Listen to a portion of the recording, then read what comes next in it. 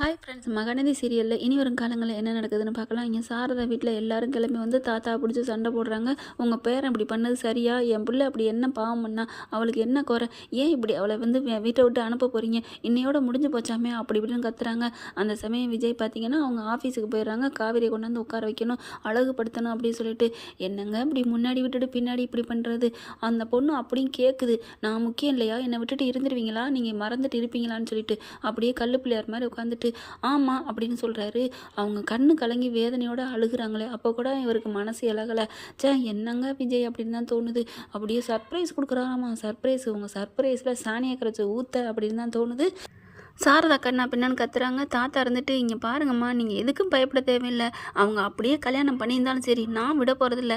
காவேரி தான் இந்த வீட்டு மருமக, அவள் தான் எங்கள் விஜய்க்கு பொண்டாட்டி. அப்படிங்கிறதுல நாங்கள் 3 பேருமே உறுதியாக இருக்கோம். அப்புறம் ஏம்மா நீங்கள் பயப்படுறீங்க அப்படின்னு சொல்லல. இல்லையே, எல்லாம் தலைகள் தான் மாறப்போதாமே, எனக்கு பயமாக இருக்கே அப்படின்னு அழுகுறாங்க சாரதா.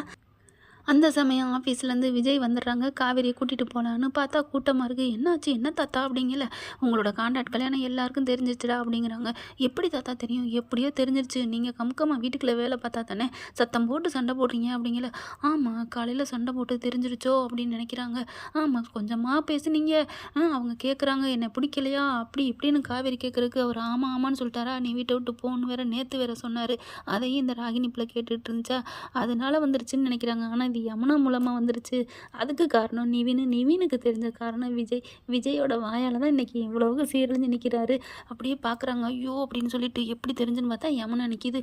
யமுனா சொல்லிடுது, எல்லாம் எனக்கு தெரியுமாம்மா அப்படிங்கிறாங்க. நிவின் சொல்லிட்டாரு. ஐயோ நிவின் சொல்லிட்டானா? நிவின்ட்ட நாங்கள் 1 வருஷம் அக்ரிமெண்ட் கல்யாணம்னு அன்னைக்கு சொன்னார். ஆனால் இப்போ என்ன சொன்னாங்க? ஹாஸ்பிட்டலில் வச்சுட்டு நான் வந்து இப்போ இனிமேல் என்னை விட்டுட்டு இருக்க முடியாது, காவேரி தான் எனக்கு எல்லாமே. அதை சொல்லியிருக்கணும்ல யமுனாட்ட. அதை ஒன்றுமே சொல்லாமல் இந்த விஷயத்தை இப்படியே விட்டுரு அப்படின்ட்டு மட்டும் போகிறாரு. சொல்லிவிட்டு கிடைக்கிற வரைக்கும் கிடைக்கட்டுங்கிற மாதிரி இவர் பாட்டுக்கு போகிறாரு. இங்கே கிள்ளி போட்டுட்டாரு. இங்கே யமுனா சும்மா இருக்குமா என்ன? பற்ற வச்சிருச்சு. எல்லாரும் சேர்ந்து போய் இப்படி மொத்துன்னு மொத்துனாங்க. பார்த்தா குமரனுக்கும் விஜய்க்கும் பயங்கர ஃபைட் வருது. இங்கே பாருங்கள், நீங்கள் வந்து எதுவும் உண்மை தெரியாமல் பேசுகிறீங்க அப்படிங்கிறாங்க. காவேரி சொல்லு காவேரி, என்னத்தை சொல்கிறது? அதான் என்ன அனுப்ப போகிறீங்களே, அப்புறம் என்ன அப்படிங்கிறீங்க அப்படிங்கிறாங்க. பார்த்தா பயங்கர ஃபைட் வருது. தாத்தா அப்படியே தடுத்து நிறுத்துங்க அப்படின்றாங்க. இப்போ என்ன உங்களுக்கு பிரச்சனை? நாங்கள் இந்த வீட்டை விட்டு நீ போன்னு சொன்னோமா? இந்த வீட்டுக்கு எல்லாமே காவேரின்னு தான் சொல்கிறோம். காவேரி என்னம்மா நீ புரிஞ்சுக்கவே இல்லையா அப்படிங்கிறாங்க. உங்கள் பேரண்ட்டை கேளுங்க தாத்தா, அவர் இப்போ கூட நீ வீட்டை விட்டு போன்னு சொன்னார். இந்த துணிமணிலாம் பேக்கப் பண்ண சொன்னார், பண்ணிட்டேன். நான் இப்போ கிளம்பிட்டேன், அவ்வளோதான். ஐயோ அரை மென்டலே அரை கோளாரே. நான் அப்படிலாம் எங்கே போகிறேன்னு உனக்கு தெரியுமா? எங்கே போகிறதா இருந்தால் என்ன? விடுங்க, நான் போகிறேன், அவ்வளோதான். என்னை தான் வீட்டில் கொண்டாந்து விடுறேன்னு சொன்னீங்களே, இனிமேல் அந்த வேலை கூட உங்களுக்கு வேணாம். நான் எங்கள் அம்மாவோட போயிடுறேன். இப்போ எல்லா விஷயமும் தெரிஞ்சிருச்சு. இனிமேல் என்ன, அவங்க அடித்தாலும் சரி பிடிச்சாலும் சரி, நான் எங்கள் அம்மா கூட போயிடுறேன் அப்படின்னு சொல்லிட்டு போகிறாங்க காவேரி. உடனே விஜய் போயிட்டு காவேரின்னு பின்னாடியே வராங்க. நில்லு காவேரி, எனக்கும் இதுக்கும் எந்த சம்மந்தமும் இல்லை. இந்த வீட்டில் நடக்கிற பிரச்சனை எல்லாத்துக்கும் காரணம் நீ தான் அந்த வெண்ணிலா கூட்டிகிட்டு வந்த அப்படிங்கிறாங்க. வெண்ணிலா பிரச்சனை எங்கேயே சொல்கிறீங்க? வெண்ணிலா பிரச்சனைலாம் நான் அந்த வீட்டை விட்டு போகல. நம்ம அக்ரிமெண்ட்டு முடியுது, நீங்கள் போன்னு சொல்லிட்டீங்க, நான் போகிறேன் அப்படிங்கிறாங்க. இந்த இது இப்படி நடந்துட்டுருக்கு. வெண்ணிலா வந்து வெளியில் வெட்டி பார்க்குது, என்ன நடக்குது அப்படிங்கிற மாதிரி. ராகினி போயிட்டு, இங்கே பாரு என்ன நடக்குது தெரியுதா? நீ போய் சீக்கிரம் அந்த காவேரி வீட்டோடு போடின்னு சொல்லு போ அப்படிங்கிறாங்க. உன்மேலே அவளுக்குலாம் பாசம் இல்லை. இங்கே இருந்தான்னா உன்னை விரட்டி விட்டுருவா. உனக்கு விஜய் வேணுமா வேணாமா அப்படி சொல்லி ஏற்றி விட்டுட்டுருக்கு. உனக்கு நான் நல்லது தான் சொல்கிறேன், போ காவேரியை விரட்டு அப்படிங்கிற. வெண்ணிலா இருந்துச்சு இப்படி வர்றாங்க. காவேரி எல்லோரும் பார்க்குறாங்க வெண்ணிலா வர்றத. வெண்ணிலா பார்த்துக்கிட்டு இப்படி பார்த்துக்கிட்டே நிற்கிறாங்களா. காவேரி அப்படிங்கிறாங்க. அப்படி திரும்பி பார்க்குறாங்க. அப்படியே என்ன பேசுது காவேரின்னு சொல்லுது. எப்போ பார்த்தாலும் விஜய்னு சொல்லுவா. இப்போ என்ன காவேரி அப்படிங்கல. நீங்கள் போகவே நான் காவேரி அப்படிங்கல. என்ன சொல்கிறீங்க வெண்ணிலா அப்படிங்கல. ராகினி வந்து, ஏய் உன்னை போ சொன்னா நீ என்ன போவேனங்கிற? அவள் நல்லவ இல்லை, உன் வாழ்க்கையை கெடுத்தவ, அவளை விட்டுரு, நீ போ சொல்லு அப்படின்னு ராகினி சொல்ல பார்த்தா ஓங்கி பலார்னு அற கொடுக்குது பாருங்கள் வெண்ணிலா ராகினிக்கு. என்னடி நினச்சிட்ருக்க? யார் நல்லவன் யார் கெட்டவன் எனக்கு தெரியாதா அப்படின்னு சொன்னோன்னே எல்லாரும் குடும்பமே அதிர்ச்சி ஆகுது. அவங்க எவ்வளோ நல்லவங்கன்னு எனக்கு நல்லா தெரியும். ஏன் கோயிலுக்கு போயிட்டு வந்து இப்போ கூட விபூதி வச்சு விட்டு நீங்கள் அடிக்க மாட்டீங்களேன்னு அவங்க கேட்கல. எனக்கு எவ்வளோ பாவமாக இருந்துச்சு தெரியுமா? என் மனசே போயிடுச்சு தெரியுமா? அப்பேற்பட்ட நல்லவங்க எனக்கு தெரிஞ்சிருச்சுடி, எல்லாமே தெரியும். விஜயோட பொண்டாட்டி அவங்க தான். கல்யாணம் ஆகாமல் இருந்தால் ஒரு வேளை கூட நான் வந்து என்னை கட்டிக்கங்கன்னு நான் சொல்கிறதுல அர்த்தம் இருக்குது. ஆனால் கல்யாணம் ஆகி சந்தோஷமாக வாழ்ந்துட்டுருக்காங்க. அவங்க வாழ்க்கைக்கு எடுத்துகிட்டு நான் வாழணும்னு நினச்சா நான் மனசே இல்லை. ஆனால் நீ எப்பேற்பட்ட கேவலமான ஆளாக இருக்கிற? எப்படி விஜய் இந்த மாதிரி ஒரு ஜந்துக்கெலாம் அந்த வீட்டில் வச்சு கஞ்சி ஊற்றிட்டுருக்கீங்க அப்படின்னொன்னே செம்ம சூப்பர் அப்படின்னு சொல்லிட்டு கையை தட்டுறாரு தாத்தா. என்னம்மா உனக்கு நல்லா குணமாயிருச்சா அப்படிங்கிறாங்க. எனக்கு நல்லா எல்லாமே குணமாயிருச்சு தாத்தா அப்படிங்கிறாங்க. காவேரி நீங்கள் போகக்கூடாது, நீங்கள் 2 பேர் தான் ஒன்று சேரணும் அப்படின்னு வெண்ணிலா காவேரி பார்த்து சொல்ல, சாரதா குமரன் நிவின் யமுனா எல்லாருமே அது அப்படியே ஆச்சரியத்தில் நிற்கிறாங்க. என்னாச்சு அப்படிங்கிற மாதிரி. அப்புறம் தான் சொல்கிறாங்க, இங்கே பாருடி அப்படிங்கிற வக்கீல் ஃபோன் பண்ணுறாரு. அங்கேருந்து மேனேஜர்லாம் ஃபோன் பண்ணுறாங்க, ஸ்பீக்கரை போடுறாங்க.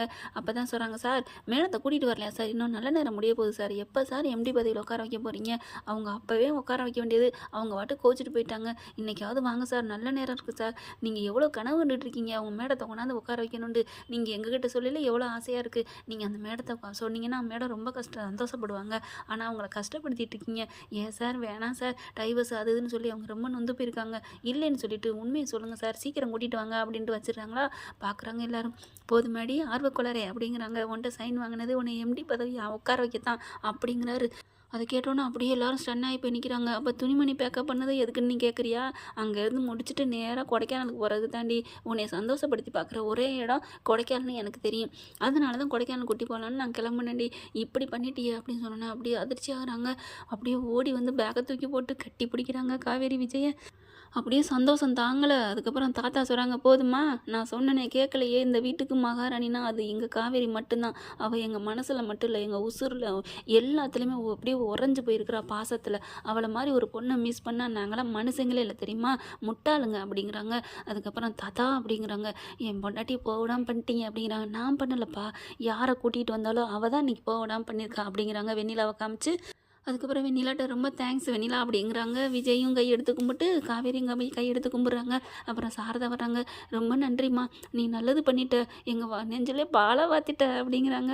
உடனே பார்த்துட்டு, அதனால் ஒன்றும் இல்லைங்க, என்னை குணப்படுத்தி இந்த மாதிரி நல்லபடி ஆக்கினது காரணம் உங்கள் பொண்ணு தான், அவங்க எவ்வளோ பெரிய நல்ல மனசு இருந்தால் புருஷனோட காதலியை கூட்டியாந்து இப்படிலாம் பண்ணுவாங்க, அந்த நல்ல மனசுக்கு விஜய் தான் கரெக்டானவர், விஜய்க்கும் அவங்க தான் கரெக்டானவங்க, நான் வந்து அவங்க வாழ்க்கையை கெடுக்க விரும்பலை, நான் போகிறேன் இருந்த இடத்துக்கே அப்படின்னு கிளம்புறாங்க. எல்லாம் போச்சே லொல்லகடான்னு இங்கே உட்காந்துருக்குறாங்க ராகினிச்சா. போச்சே இப்படி ஒன்று சேர்ந்துட்டாலே நீ எப்படி நான் இவ்வளோ பிரிக்க போகிறேன், இருந்த ஒரே ஒரு ஆயுதமும் போயிடுச்சே, பிரம்மாஸ்திரமும் போயிடுச்சே, நீ என்ன பண்ணுவேன் அப்படின்னு புலம்பிக்கிட்டு இருக்கா. ஒன்றும் பண்ண முடியாதுடி நீ அப்படின்னு கல்யாணி பாட்டி போய் திட்ட ஆரம்பிக்குது ராகினியை. இங்கே விஜய் என்ன பண்ணுறாங்க, அம்மா தாய்களாம் வந்த மட்டும் ரொம்ப சந்தோஷம், எல்லாரும் கிளம்புங்க வேன் பிடிச்சி ஆஃபீஸுக்கு போகிறோம் அப்படிங்கிறாங்க. விஜய் எதுக்கு அப்படிங்களா, இப்போ தானங்க நீங்கள் வக்கீல் பேசுனதையும் மேனேஜர் பேசுனதையும் கேட்டீங்க, உங்கள் பொண்ணு எம்டி பதவியில் புதுசாக பொறுப்பேற்க போகிறா, அதுக்கு நீங்கள் வர வேணாமா அப்படிங்கல. அவங்களால ஒன்றுமே சொல்ல முடியல, அப்படி கலாட்டா பண்ண வந்துட்டு இப்படியே காம் ஆகிட்டாங்களா. அதனால் சரி நாங்கள் கிளம்புறோம், எல்லாம் ட்ரெஸ் பண்ணிவிட்டு நீட்டாக வர்றீங்க, நானும் என் பொண்டாட்டியே நாங்கள் கிளம்பி முன்னாடி போகிறோம், வா வா வா அப்படி சொல்லிட்டு அப்படியே அள்ளிக்கிட்டு ஓடுறாரு விஜய் காவேரியை. ஓகே ஃப்ரெண்ட்ஸ், பார்க்கலாம், இப்படி தான் போகலாம். இந்த பதிவு உங்களுக்கு பிடிச்சிருந்துச்சுன்னா அவங்க பண்ணால் எனக்கு எல்லோ லைக்கை போட்டு சப்ஸ்கிரைப் பண்ணிடுங்க. Thank you friends.